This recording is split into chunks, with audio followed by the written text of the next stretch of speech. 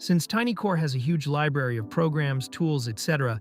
that you can use to set it up using your own way, for this video, I'm going to show you a quick way to set it up for daily use by installing and using a set of available programs and tools. This is a fresh install of TinyCore Linux 64-bit running on VMware. Starting off with a video driver, TinyCore offers a selection of legacy video drivers for different brands. And since this is running on VMware, I'll install the VMware video driver. After it's done installing, restart the session or reboot to take effect. Now I'm going to install JWM Window Manager, which is a lightweight interface that will add a top bar with access to few more features. Make sure to restart the session or reboot to take effect, and if it didn't, then type the following commands to restart the session and to take effect. To manage and change display resolutions, install Arander. Launch Arander, select a resolution and apply it, then name it and save it as a .sh file.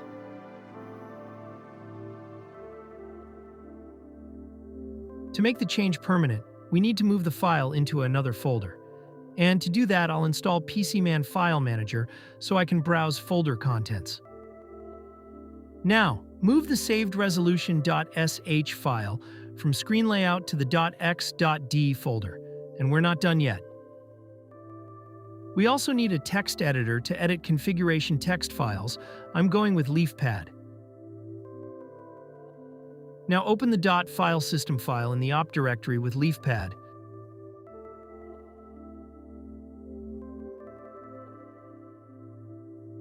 Then add the following line and save it.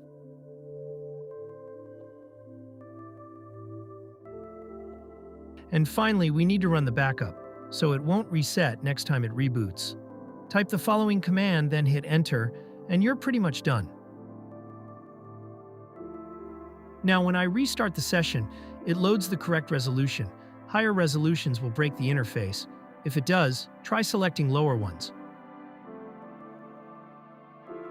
For sound setup, install ALSA and its configuration as well as Mixer GUI.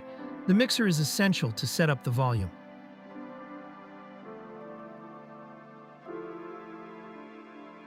Then for multimedia file players or readers, we have VLC for videos and GPIC-View to view images.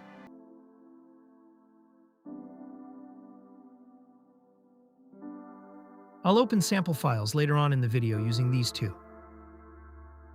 If you're using this on modern hardware, you can even install Bluetooth and Wi-Fi drivers as well. And if you're looking for a resource monitor, there's HTOP, which is a simple text-based monitor.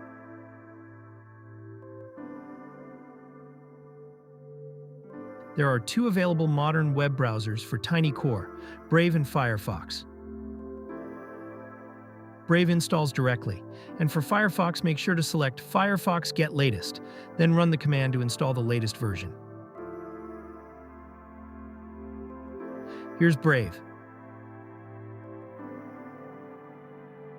Here's its HTML5 score.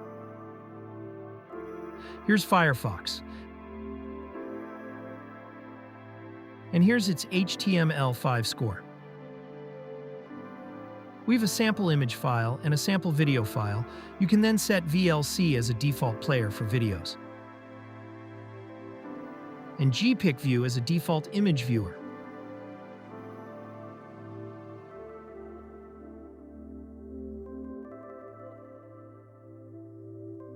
There's LibreOffice, a well-known office editor that's also available for TinyCore.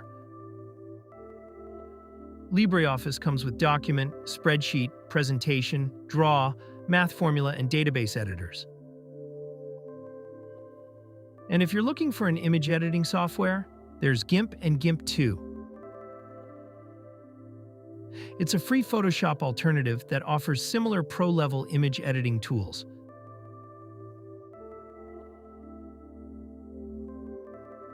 That's it for this video. You can do much more with TinyCore comparing to what I've shown by installing different software or by going manually using commands.